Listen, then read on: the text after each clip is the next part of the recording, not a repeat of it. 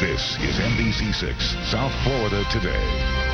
Thank you so much, Joel. Well, a dry, flaky, itchy scalp can not only be bothersome, but also quite embarrassing. As we approach colder days ahead, the winter chill can flare up some symptoms associated with scalp conditions. Here to give us some tips on keeping our scalps in tip-top shape during the winter months is Dr.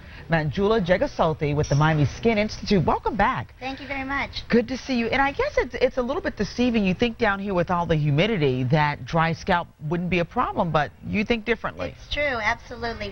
Florida definitely has a winter in the sense that the humidity changes a great deal in the winter months. And so that can have a real effect on the skin, and especially the skin of the scalp. It exacerbates a lot of conditions people already have, and sometimes if you have a normal scalp in the summertime, you can develop conditions with the lower humidity, such as seborrhea, etc. What do you do about it? The first step would be to go to a more moisturizing shampoo, and actually the Head & Shoulders Procter & Gamble line has done very well with new intensive conditioning shampoos and dandruff-oriented medicated shampoos. If that doesn't work, then you probably do need to see your doctor for an oil or some sort of scalp medication that'll moisturize a little bit more than that. Is it bad to scratch it? Because, like, for example, you know, sometimes you see people with the white stuff on their collar, and I'm thinking maybe if they scratched that and got it and shook their hair or something, it'd be gone. The worst until thing, they can wash it. As dermatologists, we always say the worst thing to do ever is to scratch anything. Oh, but really? Okay. particularly in the scalp, it only drives up your histamine levels and makes things worse. Oh, golly gee willikers. Okay, I wasn't talking about me. I don't scratch because I don't have it. Not now, anyway.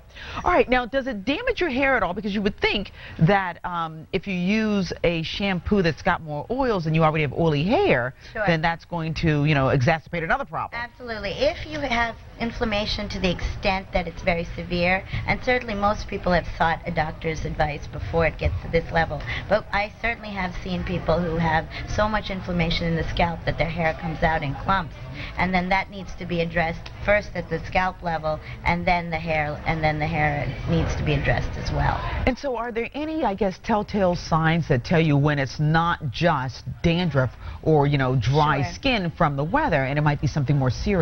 I think if you use one of those intensive solutions type shampoos and it doesn't work, or you're still getting a lot of flaking, or if you notice your hair falling out certainly more than ever, I think that's the time to consult a doctor. I think the first sign is really that things have changed from the way they were in July, August.